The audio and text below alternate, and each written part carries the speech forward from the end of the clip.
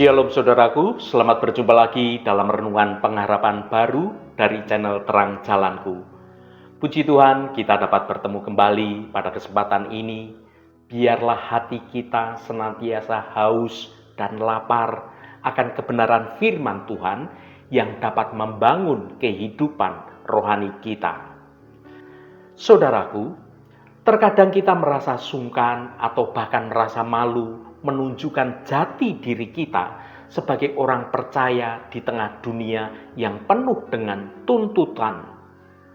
Namun, tahukah kita bahwa Injil bukan sekedar kata-kata, melainkan suatu kekuatan yang Allah pakai untuk dapat menyelamatkan.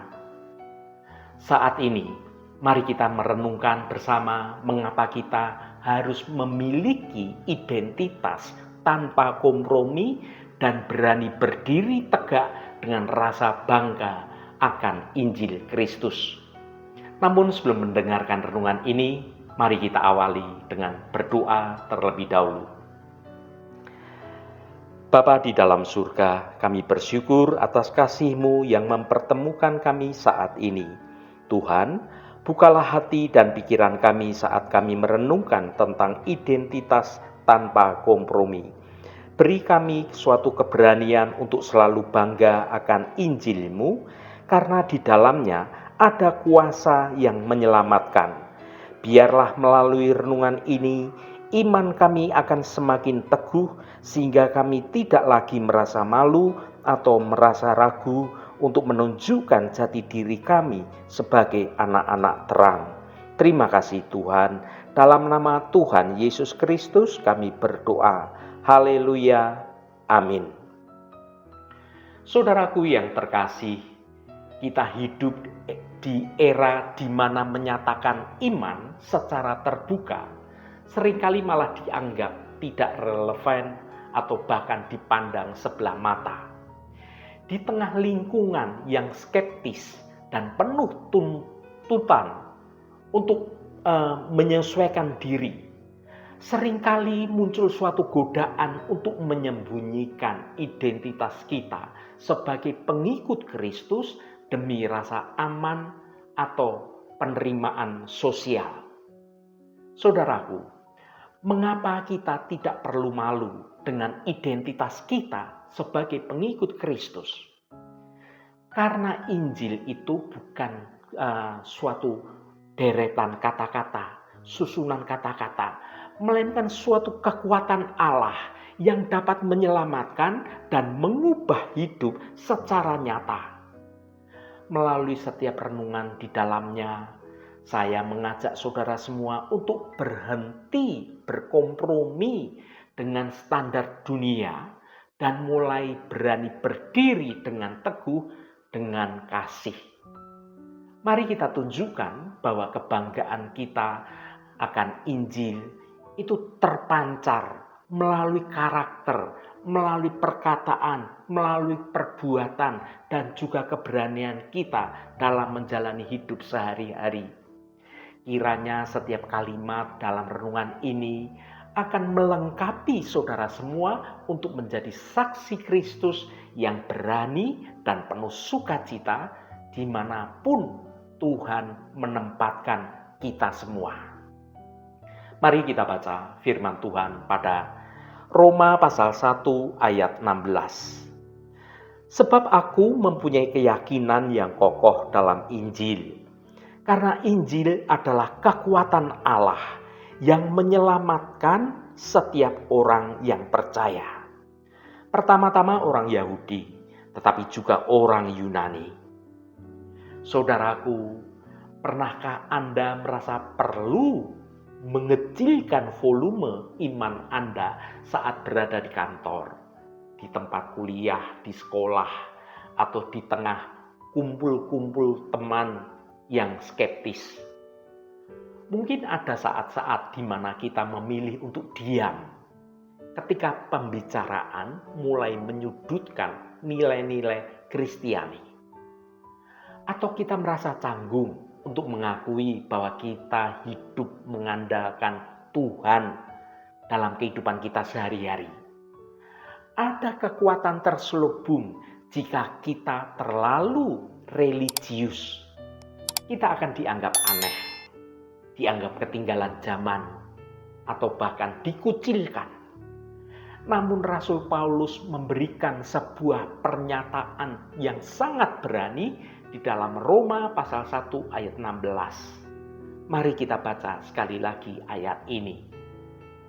Sebab aku mempunyai keyakinan yang kokoh dalam Injil, karena Injil adalah kekuatan Allah yang menyelamatkan setiap orang yang percaya. Pertama-tama orang Yahudi, tetapi juga orang Yunani. Dalam bahasa aslinya, kalimat mempunyai keyakinan yang kokoh sering diterjemahkan sebagai aku tidak malu akan Injil. Mengapa Rasul Paulus tidak malu?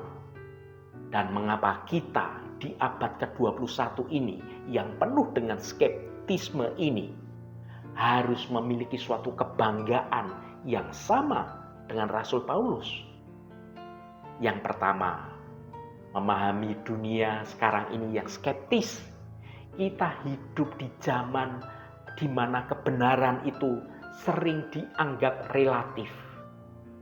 Orang dunia mungkin berkata, "Oh, imanmu bagus loh untukmu, tapi jangan bawa-bawa ya ke ruang publik." Ada suatu tekanan besar untuk melakukan kompromi, memisahkan kehidupan rohani saat di gereja dan dengan kehidupan praktis saat berada di luar gereja. Skeptis ini sebenarnya bukan hal yang baru. Di zaman Rasul Paulus, Roma adalah pusat intelektual, pusat militer, dan pusat budaya dunia pada zaman itu. Bagi orang Romawi yang memuja kekuatan fisik, memuja filsafat, maka berita tentang seorang anak tukang kayu dari Nazaret yang mati disalib itu terdengar konyol.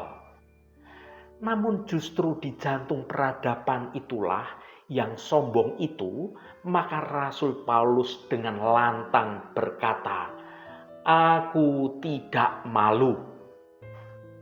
Yang kedua, Injil adalah dunamis.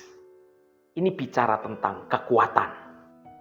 Alasan utama Rasul Paulus tidak malu karena Injil bukan sekedar teori atau kumpulan atau moral. Rasul Paulus menggunakan kata kekuatan yang dalam bahasa Yunani adalah dunamis. Ini asal kata juga dari kata dinamit. Injil adalah suatu kekuatan Allah yang bekerja secara aktif. Jika kita menyadari bahwa Injil itu memiliki kekuatan untuk yang pertama, kebenaran Injil akan mengubah pecandu menjadi pelayan Tuhan. Atau kebenaran Injil dapat memulihkan keluarga yang sedang hancur. Atau kebenaran Injil yang akan memberikan suatu kedamaian di tengah depresi yang berat dialami oleh seseorang. Dan yang terpenting, Injil itu mendamaikan manusia yang berdosa dengan Allah yang kudus. Maka tidak ada alasan bagi kita untuk menyembunyikan Injil dari orang lain. Kita tidak malu pada obat yang sudah terbukti menyembuhkan sakit yang mematikan, bukan? Begitu pula dengan Injil. Ini adalah satu-satunya solusi bagi kondisi manusia yang paling mendasar, yaitu dosa dan kematian. Yang ketiga, identitas yang berakar, bukan ikut-ikutan. Seringkali kita berkompromi karena kita mencari validasi dari orang-orang dunia. Kita ingin dianggap keren, atau dianggap pintar menurut standar manusia. Namun identitas tanpa kompromi lahir ketika kita sadar siapa diri kita di dalam Kristus. Ketika Anda tahu bahwa Anda adalah anak Allah yang telah ditebus dengan harga yang sangat mahal, pendapat dunia itu menjadi kurang signifikan dalam hidup kita. Identitas kita tidak ditentukan oleh berapa banyak orang yang setuju dengan iman kita, melainkan oleh apa yang telah Kristus lakukan bagi hidup kita. Bangga akan Injil berarti kita berani tampil beda, bukan karena kita merasa lebih baik, tetapi karena kita telah menemukan harta terpendam yang ingin kita bagikan kepada semua orang. Bagaimana menunjukkan iman di tengah lingkungan yang skeptis? Menjadi orang Kristen tidak berkompromi bukan berarti kita harus menjadi kasar, suka berdebat, atau merasa paling suci. Sebaliknya, kekuatan iman kita justru terpancar melalui cara hidup yang berkualitas. Berikut ini adalah beberapa cara praktisnya. Yang pertama, integritas yang tak tergoyahkan. Di tengah kerja, dunia zaman sekarang yang penuh dengan sikut-sikutan atau penuh manipulasi, jadilah orang yang paling jujur di mana kita berada. Biarkan orang bertanya-tanya, mengapa Anda di zaman sekarang ini tetap tenang, tetap jujur, ketika yang lain melakukan kecurangan? Itu adalah saatnya bagi Anda berkata, Injil yang menguatkan saya. Yang kedua, kasih yang nyata.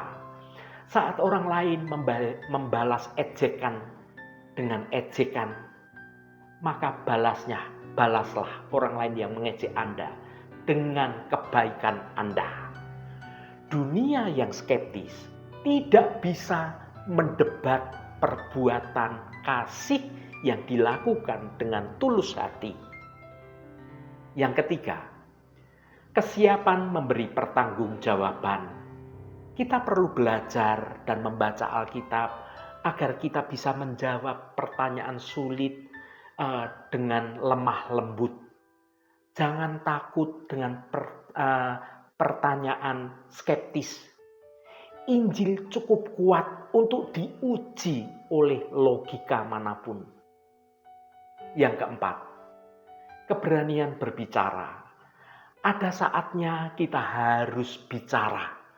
Saat ada kesempatan untuk mendoakan teman yang sakit atau berbagi kesaksian tentang pertolongan Tuhan yang Anda alami, jangan lewatkan semua itu. Gunakan bahasa yang sederhana, gunakan bahasa dengan hati yang tulus.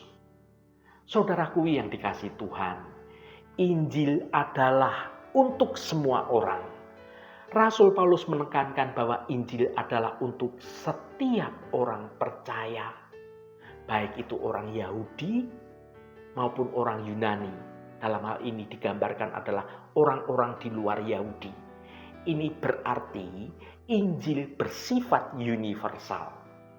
Rekan kerja Anda yang paling sinis, teman Anda yang paling ateis sekalipun, atau keluarga Anda yang sulit menerima Tuhan, semuanya membutuhkan kekuatan Allah yang menyelamatkan.